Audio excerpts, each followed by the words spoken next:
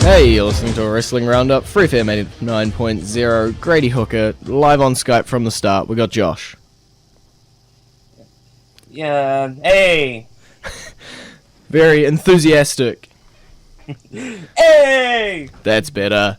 So to open up Raw, we've got an Ultimate Warrior tribute where pretty much every superstar came out in their Ultimate Warrior shirt, and we got a little video package. Yeah, it was a nice, touching moment, and the video package was great. And they honestly felt like it was a genuine thing. A couple years ago, had this happened, it would have been clearly obvious that it would have been for monetization purposes. But this was honest and genuine since everything had been patched up. Yeah, they pulled it off perfectly. It wasn't underdone, it wasn't overdone. It was the perfectly cooked steak. Yeah. We got a few ultimate moments throughout Raw. I think his first one was SummerSlam 1988, where he defeated the Honky Tonk Man and ended that really long reign. Yeah, and that was something that was really nice to see. Getting to see the different moments in his career, the becoming the Intercontinental Champion and getting his first push, and which led into his feud with Rick Rude the next year, before he got to his big moment of becoming the Intercontinental and WWE Champion at the same time at WrestleMania 6. I'm pretty sure you just encapsulated all three ultimate moments we got in one big statement. Well, in SummerSlam 1990, he did defeat Rick Rude in a steel cage. Was it to retain the WWE Championship? Yes. Yeah. And at WrestleMania 6, his what I'd call biggest moment. Yeah, although I think his favorite moment was probably at WrestleMania 7 when he had his match with Macho Man. Yeah, true. But that was definitely his crescendo, if you want to go that route in his career. Yeah, when he had both titles. Becoming the first person to hold both at the same time. Even if it was only for a couple of nights before he had to vacate the Intercontinental. Yeah. But we're actually holding an Intercontinental Championship number one contenders tournament with, I think, 8 men? Yeah, and it's going to be an 8-man tournament that's going to be built towards getting Big E his next opponent. In large part because his previous number one contender is out of commission. Yep, they get concussion? Yeah. Do we know how long Christian will be out? Christian's second concussion in less than a year. Okay, so he'll be out for a little while. Yeah. Because he's got all these protocol he has to go through to ensure that he's good to go. Yeah. The opening match in the tournament, Alberto Del Rio, RVD. RVD won with his frog splash. And it was an okay match. It was definitely to give RVD that rub that he never got when he was facing Alberto Del Rio last year. Yeah, this time when he returns, he beats Alberto. But to be honest, Alberto hasn't done that much in the past year. Yeah, not since he dropped the title to Cena. Yeah, he's been mid-card at best. Yeah, in large part because he's been very injury-prone when it comes to injuring other wrestlers. True. Christian shakes his fist at him. Yep. We got the Rhodes brothers. They actually got beat by Ryback. They fallen down the ranks. You know you have problems when you lose to Ryback. Yeah. Ryback starting to prove themselves as a team, though.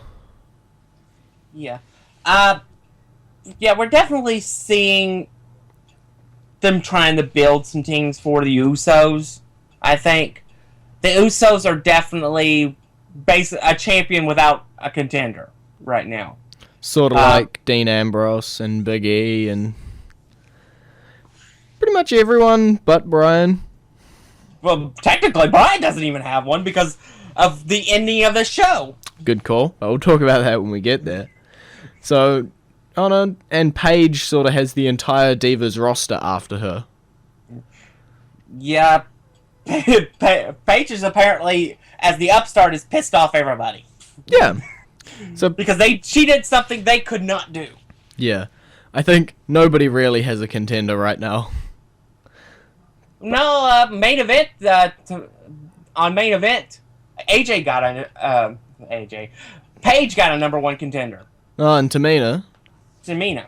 Okay. Well, she's got a contender. We haven't seen those two face off, so it'll be neat to see where that goes. Extreme Rules match?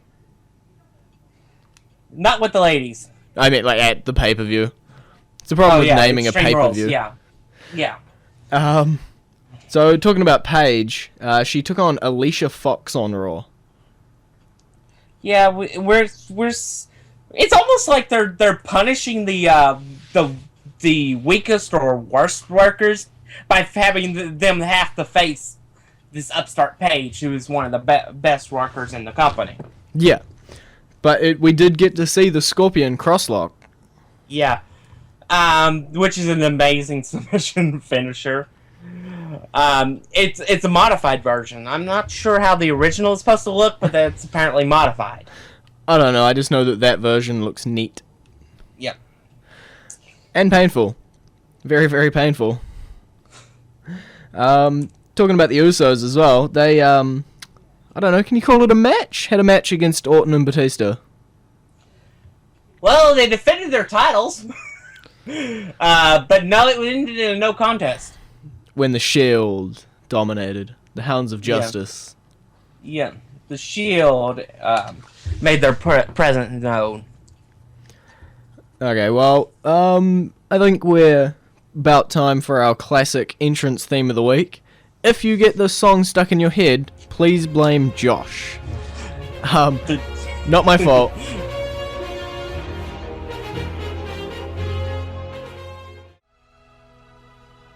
And you're back with the Wrestling Roundup, FreeFM 89.0, Grady and Josh. We got the Intercontinental Championship #1 Contenders Tournament, Cesaro Mark Henry, the King of Swing, the world's strongest man. This was an alright match. I got the feeling Henry sandbagged Cesaro on the finish, and didn't help at all. Cesaro still looked mighty strong. Yeah, that just shows how crazy strong he is. Pound for pound, the strongest wrestler? I would have to agree. I mean, the only people that could even probably contend is Henry himself, who competed in a World's Strongest Man contest and was an Olympian, and Big E Langston, who holds several powerlifting records of his own right. I don't like him, but what about Cena? Cena's nowhere near as... Cena is strong, but he's not as strong as Henry or Big E is. True. So do you think we'll see Cesaro, Big E in the final then? Big man versus big man? Oh, well, strong man, strong man? No. Okay. Cesaro is not going to win this tournament. I would bet the ranch Jack Swagger costs him one of the matches.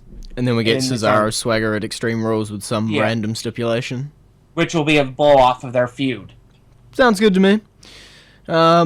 Alexander Rusev squishes Woods. Yeah, squished him real good. It only took 43 seconds. And then he goes over to SmackDown and decides to squish his tag team partner, R-Truth. And that's probably going to lead to a handicap match at the pay-per-view.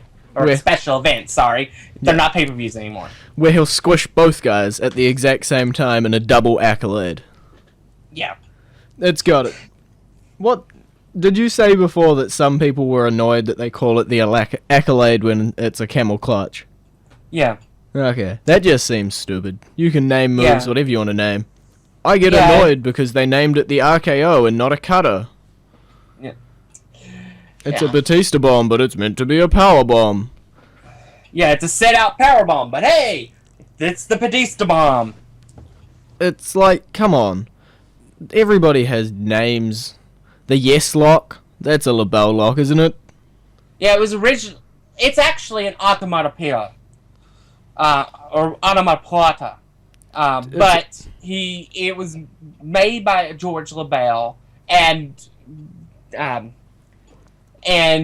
So when Brian came up, he called it the LaBelle lock in honor of him, and it's evolved into the Yes lock. Okay. But see, they name moves all the time. What's wrong with naming another move? Yeah. We get another one in the Intercontinental Tournament. That's what I'm just going to call it now. The IC Tourney. Jack Swagger Sheamus. We all knew Sheamus was going to win because he's the in the terms of the 8 stars that are in this tournament, he's the top star. Yeah, he's the one who should probably be in the main event if there was a second world title. Yeah, he's definitely been hurt badly by the joining of the 2 world titles. And now he's floundering around in the upper mid-card. Yeah. But yeah, he won, Swagger lost. That's going to lead to Swagger costing Cesaro his match. Okay, cut and dry, just done. Yep. Okay. That's going to cost him that. But up next, Sandow snapped, but then Big Show snapped his neck, so... Yeah, it doesn't appear that he did anything for Sandow to do this, other than maybe just to allow him to vent some frustration. Was possible you could be seeing maybe a faction of disgruntled guys showing up. It's possible we may be seeing Sandow join a newly reformed faction. Yeah, I know. It's also possible that we may see absolutely nothing out of this. I'd say that one. I know a while ago we heard rumors and it was like Ziggler, Miz, maybe Ryder and the disgruntled guys thing. Now Sandow's all disgruntled. Now Hugh Jackman's in it. Yeah. Nobody knows. Yeah, we'll have to see where they go from here, but I'd say Sandow probably doesn't benefit any from this. I think if we were doing it and we had the 2 titles, I think Reigns, Bryan, Sandow, these guys would all be up in the top right now. We should put Sandow up there, he's good. But By the way, yeah, but he's the same guy that also played the Easter Bunny once. Yeah. I think he also played Bad Santa. Yeah, but yeah, he played an Easter Bunny in a July pay-per-view. Shh, we're ignoring that.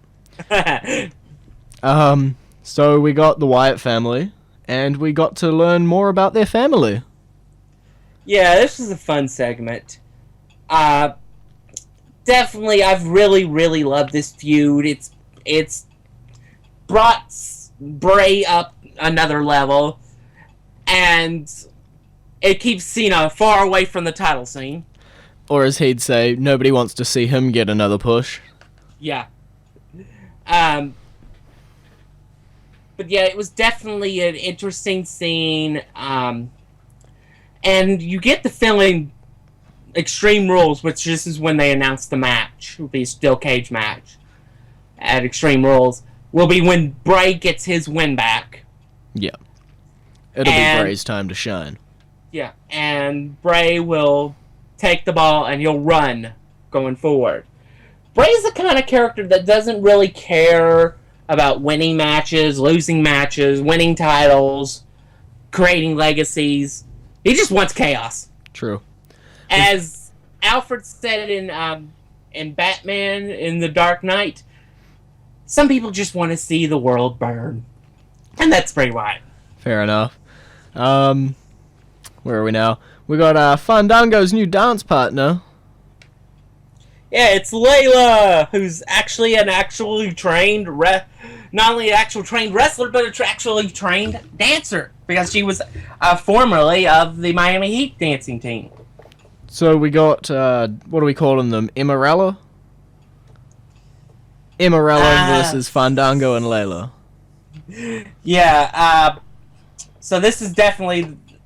Well, I think they had the right Summer Rae off anyway, because she's off to do that movie with The Miz. But this is definitely a step up for as far as actual presentation for Fandango, but we're still stuck in the same rut. It took him one whole year to switch out to Layla. Yeah. And we're really going to get nowhere with this. Fandango's another guy I'd like to see maybe put in that reformed faction. Okay.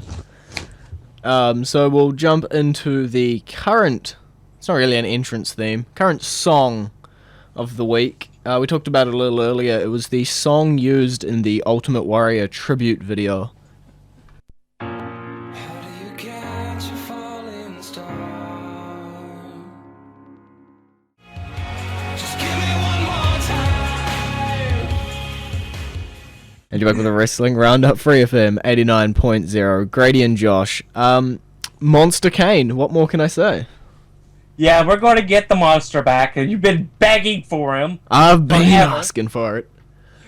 And we're going to get him. And it looks like we finally have Daniel Bryan's #1 contender. Maybe. Well, you've got heaps of people who have gripes for the title, but they're all a little busy. Yeah. So it definitely seems like the only person logically that makes sense will be Kane. That makes sense And with me. And I say we'll probably see it when Daniel Bryan returns next week from his honeymoon. That's when they'll announce the match. Yep, sounds good with Grady. Get Monster Kane, get Bryan a contender, give him top points for the title match. Everything's perfect. Yeah. We'll move on. I think it's the final match. IC title tournament. Dolph Ziggler, Bad News Barrett. Yeah, it's once you saw the reactions for the previous matches, the outcomes of the previous matches, you knew Bad News Barrett was going to win. And it kind of already knew it to go ahead when they announced who his opponent was going to be anyway. Yeah. I got some bad news for Ziggler. He's still jobbing. Yeah. Barrett is definitely starting to wrestle and starting to... he's getting over, too. Yeah, which is great. We get the battle for the United Kingdom next week, do we? Barrett Sheamus?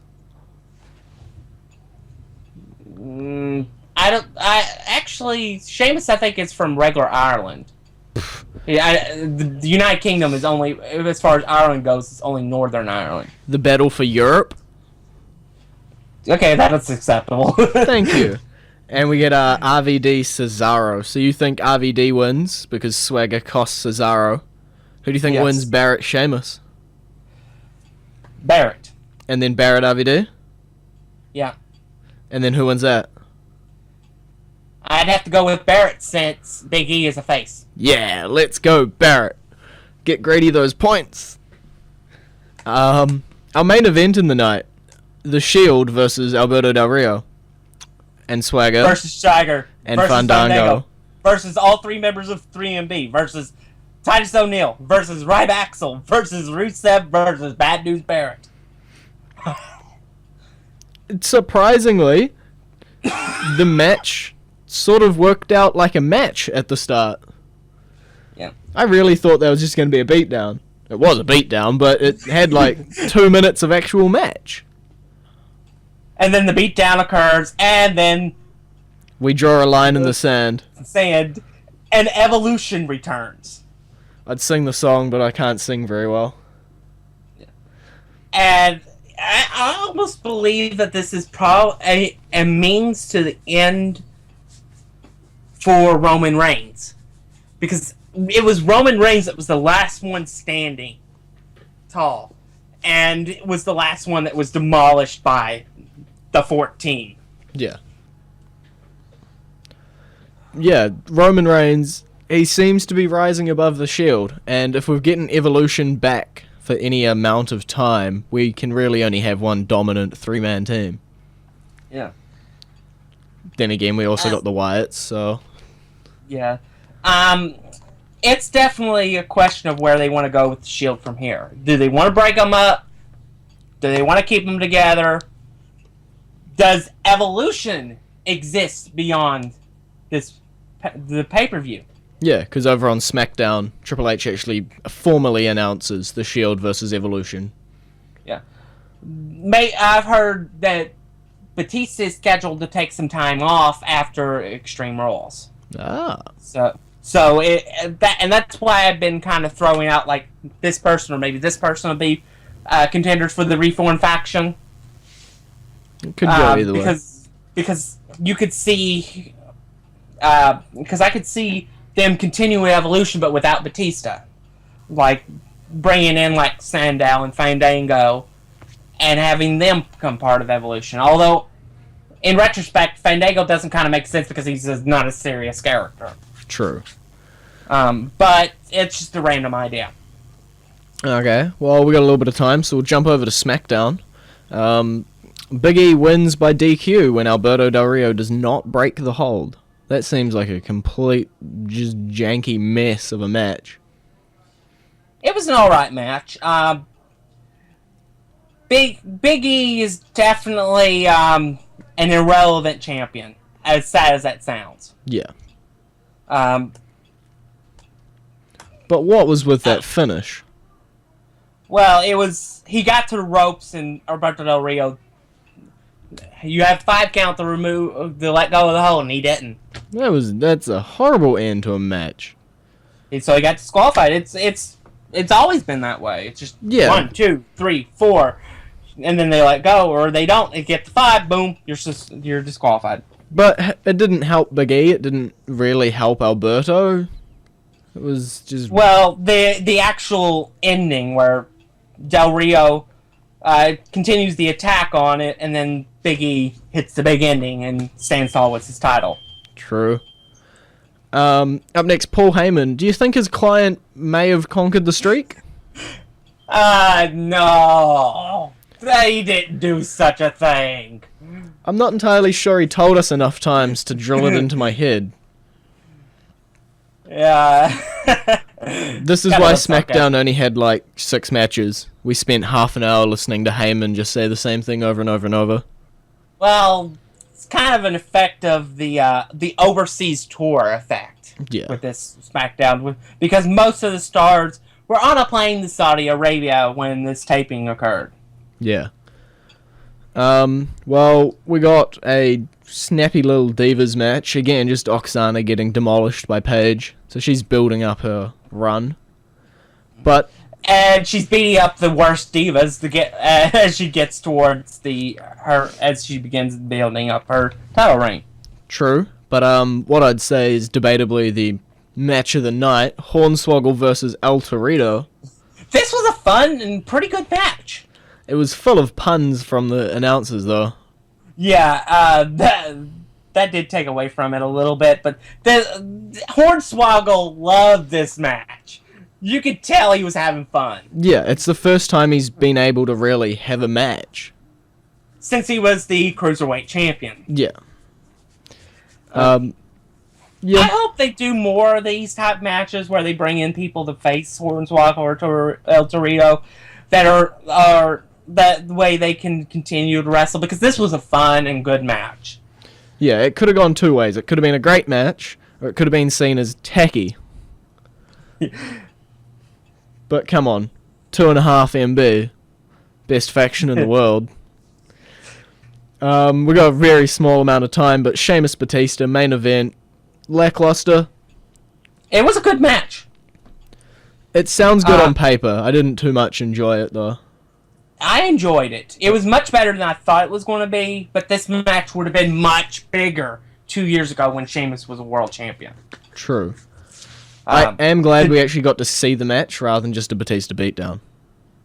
Yeah, it was a good match, and Batista's starting to go longer in matches, so he's not getting as blown up as he was when he first came back.